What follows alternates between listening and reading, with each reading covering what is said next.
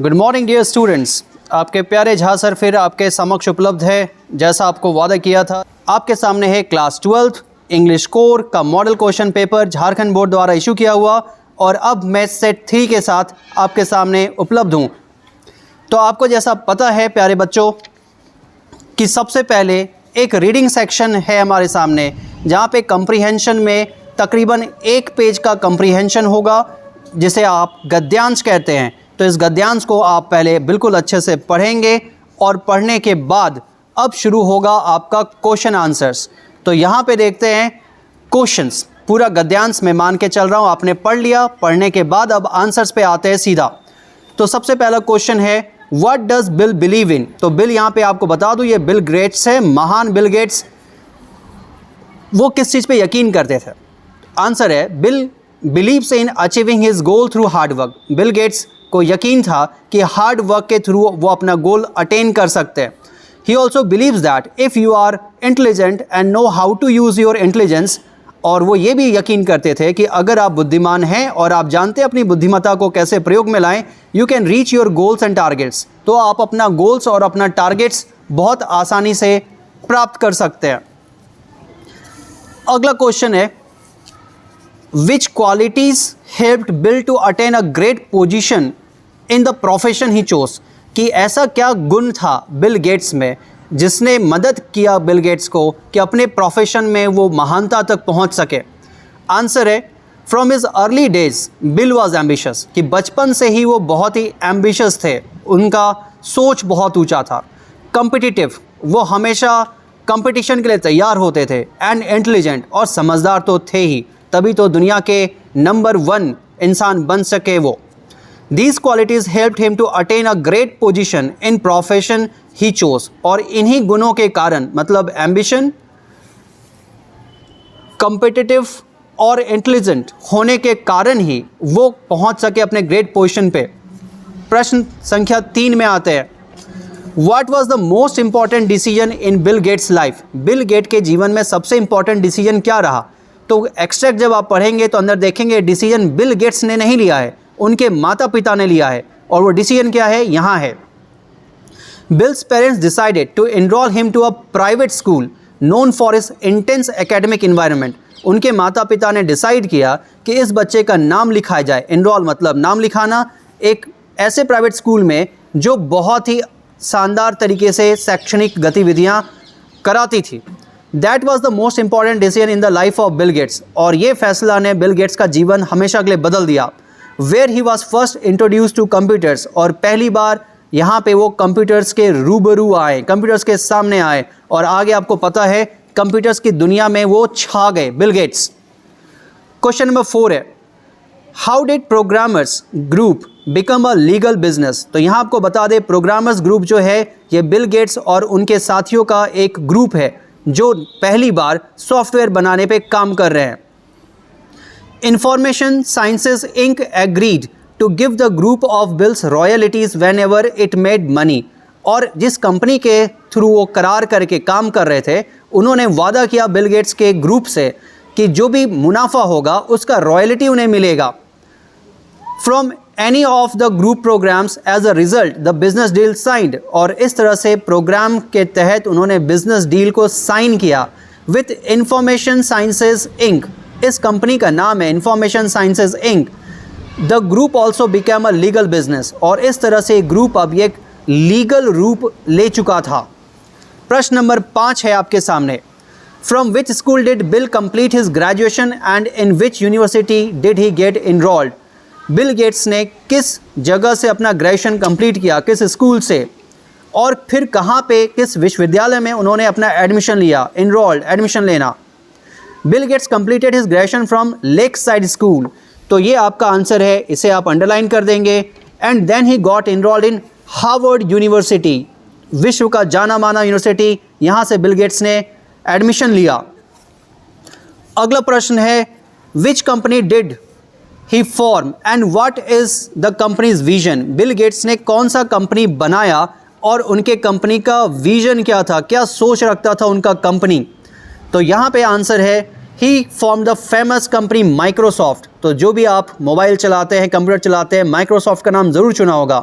और यही Bill Gates है जिन्होंने ये कंपनी को बनाया। हैविंग अ विज़न, और इस कंपनी का विज़न, सोच ये था, एक कंप्यूटर ऑन एवरी डेस्क, कि हर ऑफिस के हर टेबल पे कंप्यूटर ज़रूर हो, and Microsoft software on every computer, और माइक्रोसॉफ्ट का सॉफ्टवेयर हर कंप्यूटर के अंदर हो। तो ये सपना उन्होंने देखा था विद्यार्थी जीवन में, और बाद में इन्होंने ये सपना साकार किया, ये हम सब जानते हैं। तो बच्चों, आप भी बहुत मेहनत से पढ़ो, अपना सपना ज़रूर साकार करो। और अंतिम प्रश्न है रीडिंग सेक्शन से, बहुत ही आसान, right the opposite words of new. तो न्यू का अपोजिट वर्ड तो कोई बच्चा भी बता देगा, ओल्ड। और दूसरा है हार्ड, हार्ड भी बहुत आसान है, और उसका आंसर है इजी या फिर सॉफ्ट, दोनों में जो भी आप समझ पाएँ वो आप ज़रूर लिखें। और इस तरह से कंप्लीट होता है हमारा रीडिंग सेक्शन। और अब हम लोग आते हैं राइटिंग सेक्शन में। तो सेक्शन बी, राइटिंग सेक्शन, जैसा आप देख सकते हैं 5 × 2 10 मार्क्स, 10 नंबर के लिए है ये। पहला क्वेश्चन वहाँ पे है notice.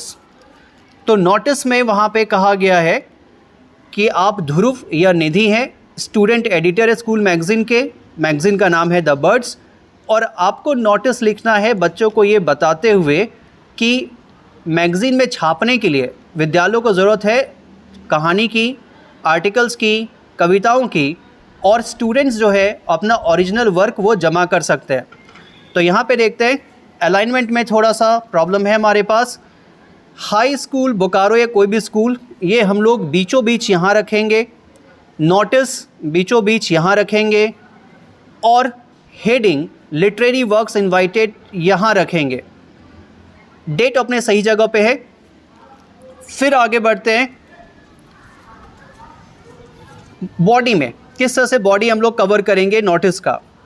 It is hereby to inform all the students of our school, हमारे स्कूल के सारे विद्यार्थियों को सूचित किया जाता है कि we are going to publish our yearly magazine the Birds, हम अपना ईयरली मैगज़ीन जिसका नाम द बर्ड्स है उसको छापने जा रहे हैं। We invite the original short stories, तो जिन्होंने अपने आप से लिखा है छोटी कहानियाँ, आर्टिकल्स, संपादकीय, poems and other literary items, या दूसरा कोई भी literary items from your side to be published in it, तो आपकी ओर से स्वागत है उसको छपवाने के लिए। द इंटरेस्टेड में submit their work before 25th of this month, और जो इच्छुक हैं, द इंटरेस्टेड, ये फ्रेज़ नोटिस में अक्सर हम लोग लिखते हैं, ये याद रखिएगा। द इंटरेस्टेड मतलब इच्छुक, जो भी इच्छुक हैं वो सबमिट करेंगे अपने कार्य को 25 तारीख को इसी महीने में। किसको? टू मिस्टर एस के घोष, तो किसी एक आदमी को जमा करना होगा, एक काल्पनिक नाम हम लोग लेंगे। For further information the undersigned may be contacted in the office hours, और ये आखिरी लाइन आप हर नोटिस में प्रयोग करेंगे, हर नोटिस में लिखेंगे कि ज़्यादा जानकारी के लिए अधो हस्ताक्षरी से संपर्क कर सकते हैं। और फॉर्मेट का आखिरी चीज़ वहाँ पे नाम और उनका डेजिग्नेशन, उनका पद नाम। तो क्वेश्चन में हमेशा दिया रहेगा, जैसे यहाँ पे है निधि कुमारी, ऊपर आपने देखा था यहाँ पे निधि या ध्रुव था, तो आप यहाँ पे लिख सकते हैं ध्रुव कुमार या निधि कुमारी, और स्क्वायर ब्रैकेट में एडिटर स्कूल मैगज़ीन। तो इस तरह से आपका नोटिस कंप्लीट होता है। अगला क्वेश्चन है क्वेश्चन नंबर 9, जहाँ पे बताया गया है कि आप महेश या मोहिता हैं, आपका एड्रेस दिया हुआ है बोकारो का, और एक लेटर आपको लिखना है अनुबंध सेल्स कॉरपोरेशन को कंप्लेन करते हुए। तो याद रखेंगे ये एक कंप्लेन लेटर है। 6 तरह का लेटर हमारे सिलेबस में है, उसमें से एक है complain letter. About the poor performance of the washing machine purchase from their showroom, और आपको बताना है कि शोरूम से जो वॉशिंग मशीन लिया है वो अच्छा काम नहीं कर रहा है। Mention clearly the specific problem you are facing and the action you want, और आपको साफ साफ बताना है कि क्या समस्या आ रहा है और क्या एक्शन आप चाहते हैं। आंसर में आते हैं, तो फॉर्मेट देखेंगे। सबसे पहले हमें लिखना होता है सेंडर्स एड्रेस। तो जो लेटर लिख रहा है मतलब कि खुद आपका एड्रेस ऊपर रहेगा 2 से 3 लाइन में। फिर तारीख लिखेंगे। तारीख का फॉर्मेट मैंने आपको फर्स्ट वीडियो में भी बताया था, पहले मंथ, फिर डेट, फिर ईयर, और ईयर के बाद कोई पंक्चुएशन मार्क नहीं। आगे लिखेंगे किसे हम लिख रहे हैं, मतलब रिसीवर्स एड्रेस। तो अनुबंध सेल्स कॉरपोरेशन, सेक्टर 5 बोकारो। तो इस तरह से 2 लाइन का एड्रेस सेंडर का, फिर डेट, फिर 2 लाइन का एड्रेस रिसीवर का। अब सब्जेक्ट, तो सब्जेक्ट में हम बड़े आसान तरीके से कंप्लेंट लेटर में लिखते हैं to register a complaint about the poor performance of the washing machine. तो कभी आपको यहाँ एसी का प्रॉब्लम आ सकता है, कभी टीवी का प्रॉब्लम आ सकता है, कभी मोबाइल का। तो जिस चीज़ में प्रॉब्लम है कंप्लेंट लेटर में, उस प्रोडक्ट का नाम यहाँ रखेंगे और स्टार्टिंग में हमेशा यही रखेंगे to register a complaint about the poor performance of the washing machine. अब लेटर स्टार्ट करते हैं। कंटेंट में आ रहे बॉडी में, तो स्टार्टिंग में हम सर या मैडम रख सकते हैं, तो यहाँ पे हमने मैडम रखा है। This is to inform you with regret, बड़े खेद के साथ आपको बताना पड़ रहा है कि that the Samsung washing machine that we purchase from your showroom is not functioning properly. तो पहले हमने कंपनी का नाम बता दिया जो हम काल्पनिक तौर पे ले सकते हैं। सैमसंग वॉशिंग मशीन जो ख़रीदा था वो अच्छे से काम नहीं करना है। आगे बताएंगे उस वॉशिंग मशीन के बारे में और details. It's 7.2 litre semi automatic washing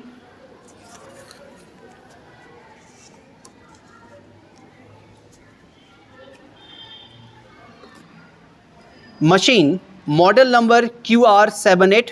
तो उस वॉशिंग मशीन का मॉडल नंबर जोड़ देंगे जो काल्पनिक है। हैविंग कैश मेमो नंबर, मतलब कि बिल नंबर भी 3 4 5 अंक कुछ भी डाल देंगे।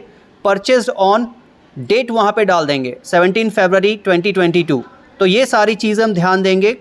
मॉडल का नाम, किस कंपनी का है, कब खरीदा गया है और बिल नंबर क्या है, ये 4 बातें ज़रूर बताएंगे कंप्लेंट लेटर में, नहीं तो लेटर अधूरा रह जाएगा। आगे अब छोटा सा एक पैराग्राफ जहाँ पे क्या प्रॉब्लम है ये बता रहे हैं। In the beginning it used to make a light awkward sound, कि शुरुआत में तो हल्का फुल्का आवाज़ करता था। I had called you but you had said that it's normal, मैंने आपको फ़ोन भी किया था, आप दुकानदार को बता रहे, पर आपने कहा था, मीन्स दुकानदार ने कहा था कि ये नॉर्मल है, कोई बात नहीं। But since last 3 days the machine is making loud awkward sound, लेकिन पिछले 3 दिनों से ये बहुत ही बुरा, ऑकवर्ड मतलब बुरा होता है, आवाज़ कर रहा है। इट वाइब्रेट्स बैडली, ये बहुत ज़्यादा शेक कर रहा है। And it stops automatically of its own, और कभी कभी चलते चलते खुद ही बंद हो जाता है एमिड्स द वॉश, धुलाई के बीच में ही। It has become a nuisance for us, और ये मशीन हमारे लिए सरदर्द बन गया है। You are requested to get the machine repaired to perfection और गेट इट रिप्लेस्ड। और आखिरी पैराग्राफ में वो एक्शन की बात कि आप क्या चाहते हैं क्या हो, तो आपने लिखा है कि आपसे ये रिक्वेस्ट किया जाता है कि मशीन को पूरी तरह से ठीक किया जाए या फिर उसको बिल्कुल बदल दिया जाए। My address and other details are already registered with you, मेरा एड्रेस और डिटेल पहले से आपके पास लिखा हुआ है, सब कंप्यूटर में लोड रहता है। डू द नीडफुल अर्जेंटली, तो जो ज़रूरी है आप उसको जल्दी से जल्दी निपटा लें। थैंकिंग यू महेश बाबू। तो यहाँ पे कोई भी एक नाम हमने काल्पनिक लिया, आपने थैंक यू किया फुल स्टॉप, और वहाँ पे योर्स ट्रूली फेथफुली लिखना बिजनेस वाले में ज़रूरी नहीं है, लिख भी सकते हैं, और सीधा नाम लिखा महेश बाबू। नेक्स्ट आते हैं क्वेश्चन नंबर 10 में, जो कि ऑप्शन में है। आप लिख भी सकते हैं, छोड़ भी सकते हैं, पर आपके मदद के लिए इस बार सारा ऑप्शनल क्वेश्चंस भी मैंने कवर किया है, हो सकता है आपको ये आसान लगे। You are Ram Rajni write a report, याद रखें ये रिपोर्ट है, और मैंने आपको पहले बताया था रिपोर्ट हमेशा पास्ट टेंस में लिखते हैं। To be published in your school magazine on a recent book fair you visited, तो एक पुस्तक मेला के बारे में आपको रिपोर्ट तैयार करना है। Right about the stalls of different publishers that participated in the fair, आपको ये बताना है कि और कौन कौन से स्टॉल्स, मतलब छोटी छोटी दुकानें वहाँ पे लगी थी अलग अलग पब्लिशर्स का। Don't forget to mention the cultural works, और ये भी बताना है कि वहाँ पे जो सांस्कृतिक कार्यक्रम हुआ था, एंड अदर स्पेशल फीचर्स, और जो विशेषताएं थी वहाँ पे, इसके बारे में भी आपको बताना है, मेले में जो आपने देखा। तो फिर से बता दे, रिपोर्ट में सबसे ज़रूरी है आप पास्ट टेंस में लिखें, और एक घटनाक्रम वहाँ पे बना रहे। घटनाक्रम मतलब पहले क्या हुआ, उसके बाद क्या हुआ, उसके बाद क्या हुआ, ये कम से कम 5-6 घटनाक्रम हम ज़रूर बताएंगे। तो आंसर में देखते हैं। सबसे पहले हम हेडिंग देंगे जैसे बुक फेयर, और यहाँ पे भी इस चीज़ का ध्यान रखेंगे कि ये बिल्कुल सेंटर में आ जाए। बुक फेयर अंडरलाइन भी कर सकते हैं, और बाय रजनी जो है वो भी बिल्कुल जस्ट इसके नीचे आ जाएगा जो भी नाम होगा। अब फॉर्मेट में आते हैं, तो सबसे पहले देखते हैं जगह का नाम, जैसे कि रांची मैंने चुना है, और तारीख जिसमें वर्ष हम अंकित नहीं करते हैं, मार्च 17। तो याद रखेंगे रिपोर्ट में हम जब भी तारीख लिखते हैं उसमें वर्ष का जिक्र नहीं होता है। आगे देखते हैं, पहला पैराग्राफ बिल्कुल छोटा सा। Last week a book fair of 7 days was organized at the famous Morhabadi maidan Ranchi. तो पिछले हफ्ते मोरहाबादी मैदान रांची में एक बुक फेयर का आयोजन हुआ। Over 20 different publishers participated in the grand fair, और 20 से ज़्यादा अलग अलग कंपनियां, पब्लिशर्स वहाँ पे भाग लेती हैं। On 10th of March the event was inaugurated by the honourable chief minister Shri Hemant Soren. अब शुरुआत से बताते घटनाक्रम, सेकेंड पैराग्राफ में घटनाक्रम बनाना शुरू करते हैं कि 10 मार्च को माननीय मुख्यमंत्री द्वारा इस मेला का उद्घाटन किया गया। In his inaugural speech mister Soren highlighted the importance of book reading, और उद्घाटन भाषण में ही हमारे मुख्यमंत्री ने बताया कि किताब पढ़ना क्यों ज़रूरी है। He said that the books are good not only for the students but also for adults of all age group. और मुख्यमंत्री ने कहा कि किताब सिर्फ बच्चों के लिए नहीं, हर उम्र के लोगों के लिए ज़रूरी है, as it develops a human beings emotion and intellectual as well, कि लोगों को मानसिक और इमोशनल, भावनात्मक तरीके से विकसित करता है। After that he lighted the lamps, तो दीप प्रज्वलन जो करते हैं उसको इंग्लिश में बोलते हैं लैम्प लाइटिंग। तो उन्होंने दीप को प्रज्वलित किया along with other distinguished guest, दूसरे और मेहमानों के साथ। तो एक साथ कई लोगों ने दीप जलाया and the fair got started, और आधिकारिक तौर पे मेला का शुभारंभ हो गया। अगला paragraph, the fair was a huge success as the prominent publishers of India participated in it, कि ये जो मेला था ये बहुत बड़ा सक्सेस रहा क्योंकि वहाँ पे बड़े बड़े जो पब्लिशर है सब लोग इसमें भाग लिए थे। A huge variety of books and educational CDs were showcased, और बहुत सारा किताब और पढ़ाई लिखाई के लिए जो सीडी तैयार होती है वो सब वहाँ पे था। इन देयर रिस्पेक्टिव स्टॉल्स, अपने अपने दुकानों में। To attract the people the organisers had also arrange cultural shows, जो क्वेश्चन में मेंशन था कि लोगों को आकर्षित करने के लिए वहाँ पे सांस्कृतिक कार्यक्रम भी हो रहा था एवरी इवनिंग, हर शाम। And stalls of fast foods were also allowed in a corner of the ground, और उसी मैदान के एक कोने में फास्ट फूड मतलब चाट, फुचका, चाउमीन आप जानते ही हैं, उसका स्टॉल्स को भी अलाउ किया गया था। आगे बढ़ते हैं। Mister Rakesh Mittal the chief organiser reported that, जो चीफ ऑर्गेनाइजर है राकेश मित्तल, काल्पनिक नाम है, उन्होंने बताया in 7 days over 1,32,000 books were sold, एक ही हफ्ते में 1,32,000 किताब बिक चुका था। And the publishers made a good business, और यहाँ जो पब्लिशर्स आए उनका बिजनेस अच्छा रहा।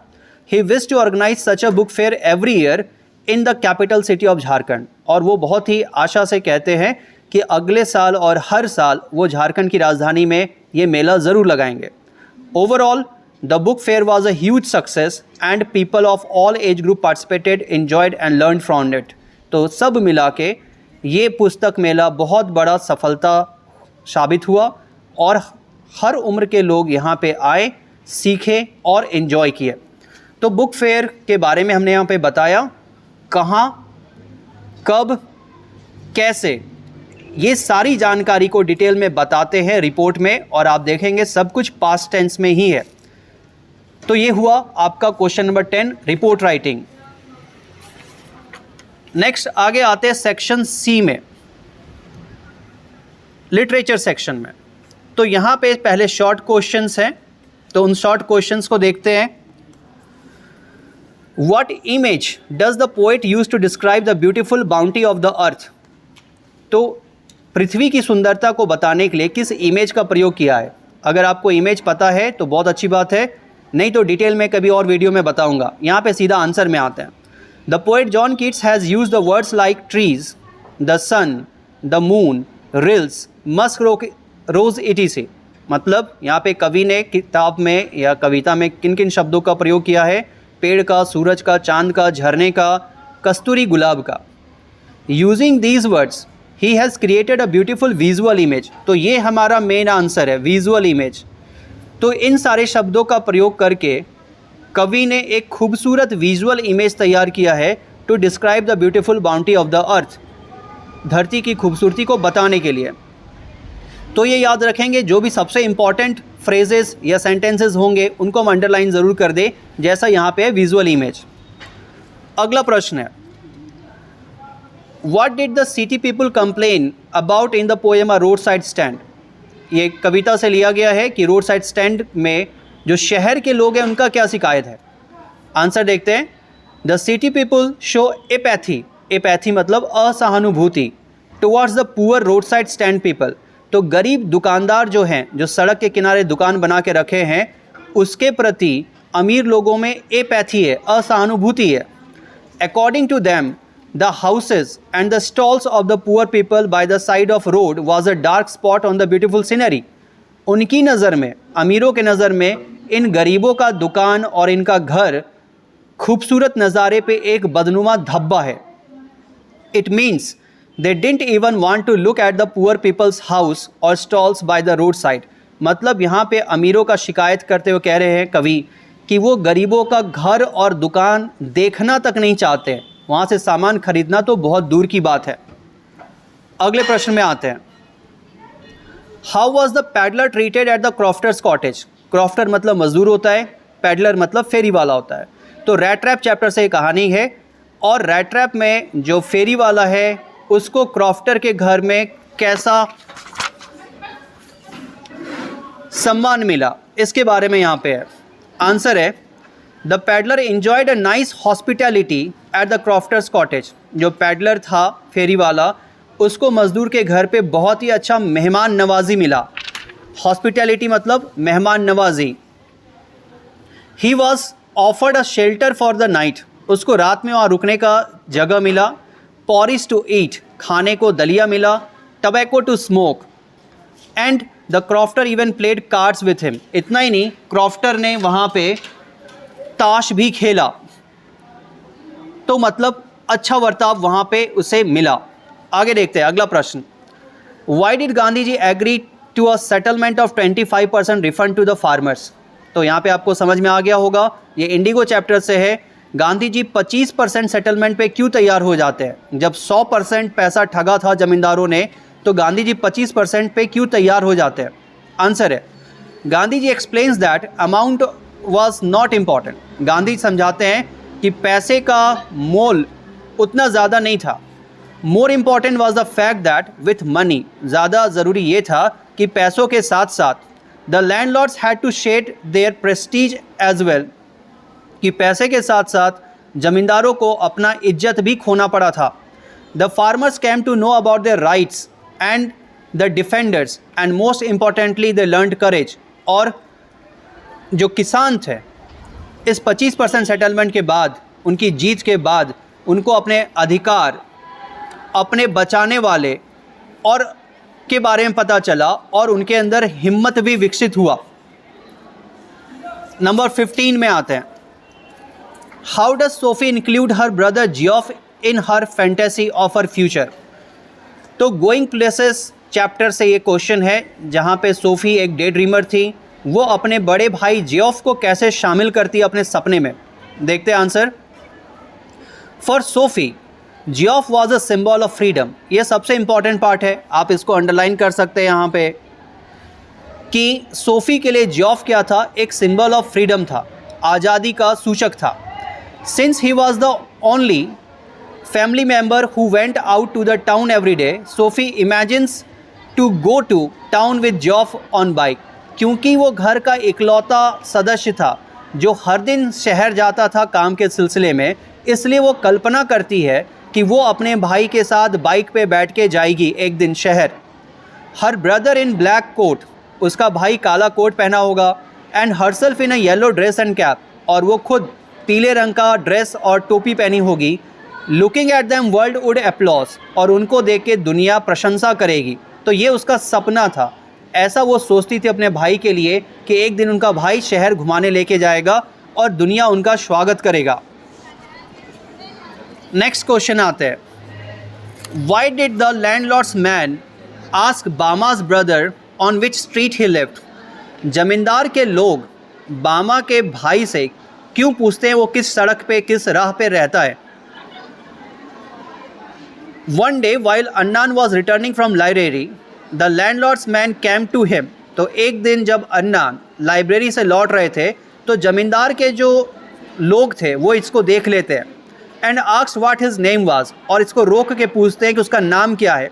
And they further asked on which street he lived, और ये भी पूछते हैं कि वो किस मार्ग पे रहता है.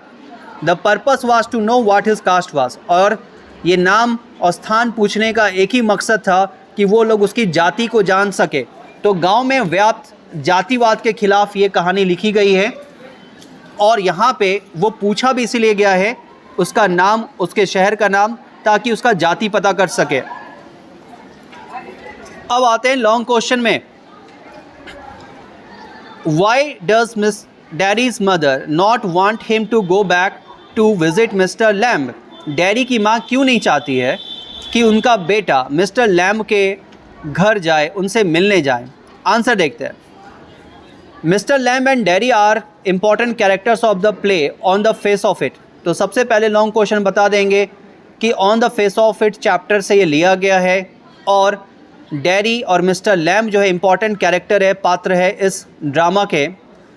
When we study the drama in detail we understand that it mister Lamb has been marginalised in the village. और जब ड्रामा हम डिटेल में पढ़ते हैं तो हमें पता चलता है कि मिस्टर लैम्ब जो हैं वो मार्जिनलाइज्ड कर दिए गए. मार्जिनलाइज मतलब अलग कर देना, अलग थलग छोड़ देना गांव में. It was because mister Lamb had his one leg exploded. ऐसा इसलिए क्योंकि युद्ध के समय उनका एक पैर बम के कारण बर्बाद हो गया था. And he lived all alone in his big house, और वो अपने बड़े से घर में बिल्कुल अकेले रहते थे. Having a big garden as well, और उनका बागीचा जो था वो भी बहुत बड़ा था. तो गांव में हम जानते हैं अंधविश्वास बहुत होता है. एक बूढ़ा लंगड़ा आदमी जो घर में अकेला रहता है, इस कारण से लोग उससे डरते हैं. The villagers had a prejudice, सारे गांव वालों को एक प्रेजुडिस था that mister Lamb had some evil connection, कि ये कुछ बुरी ताकत से कनेक्टेड है, कुछ बुरा है इनमें. And they avoided any relation और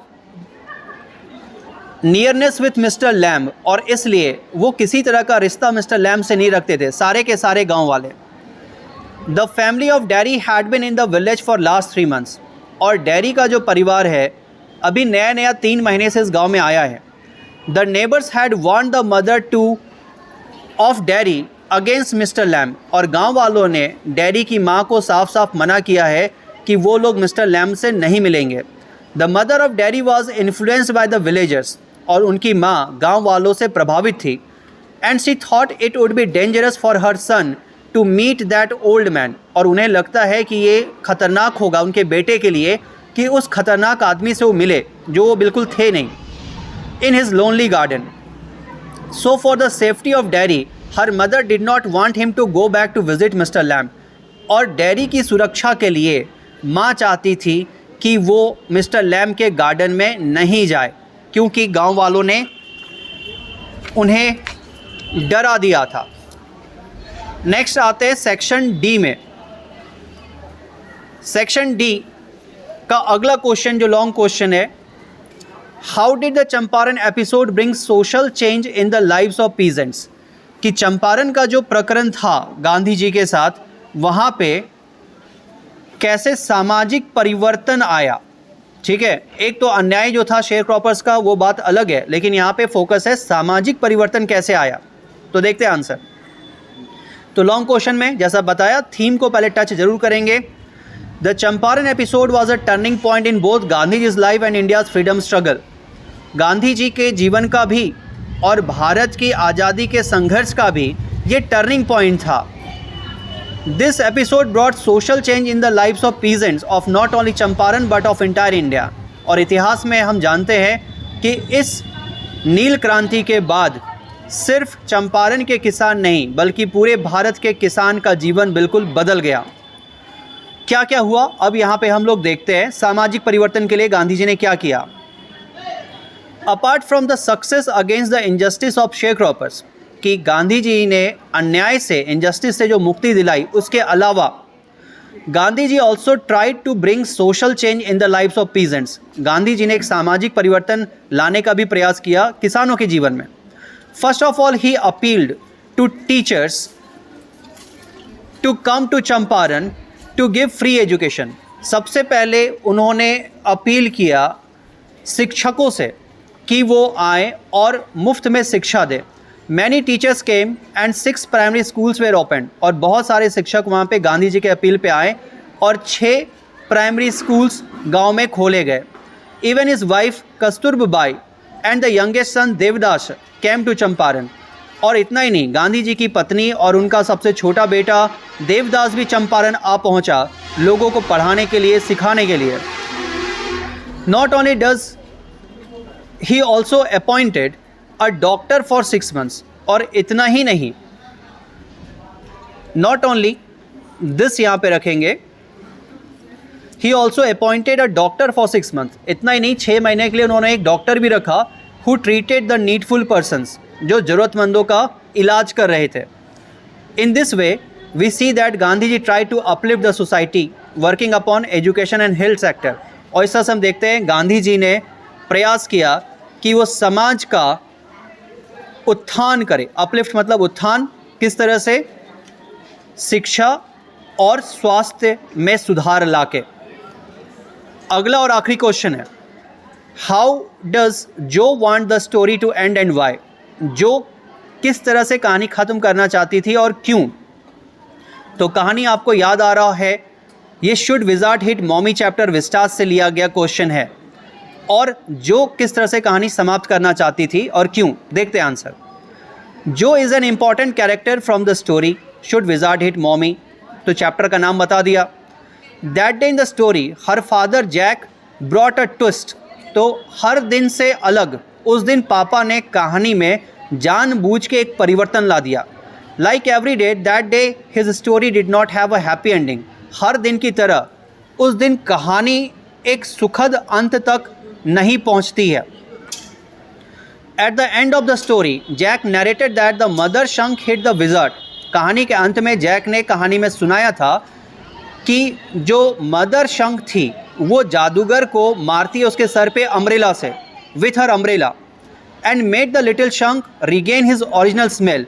और उसका जो पुराना बदबूदार स्मेल था जादूगर को बाध्य करती है कि वो पुराना बदबूदार सुगंध ही उसका वापस कर दे। This ending was not liked by Jo. और जो को ये कहानी नहीं पसंद था। Because she thought all his friends would run away. क्योंकि उसको लगा कि पहले जैसे शंख का सारा दोस्त उसके गंदे स्मेल के कारण भाग जाता था, फिर से सारे दोस्त भाग जाएंगे। Because of the bad smell of the little skunk she wanted her father to say. वो चाहती थी उसके पापा ये कहानी सुनाए दैट कि the wizard hits back the mommy, कि जादूगर ने पलट कर मम्मी को मारा, and let the little skunk smell like roses, और बाध्य किया कि वो शंख गुलाबों के जैसा ही खुशबू दे। So that his friends did not leave him lonely, ताकि उसका दोस्त उसको अकेला ना छोड़ दे। किसको? रॉजर शंख को, छोटे शंख को। And he could have all his friends around him, और उसके सारे दोस्त उसके आसपास रहें। तो छोटी बच्ची थी, वो बच्चे के जैसा सोच रही थी कि दोस्त जीतना हर हाल में ज़रूरी है, जो कि एक इमैच्योर थॉट है, अपरिपक्व सोच है। तो इस तरह से हम लोगों ने सारे क्वेश्चंस का आंसर कर लिया। तो आपको फिर अगला वीडियो बहुत जल्दी उपलब्ध कराया जाएगा इस चैनल के माध्यम से, और मैं चाहूँगा आप ज़्यादा से ज़्यादा शेयर करें ताकि हर बच्चे को मदद मिल सके। कोई डाउट है तो आप कमेंट सेक्शन में जाके पूछ सकते हैं। Thank you very much.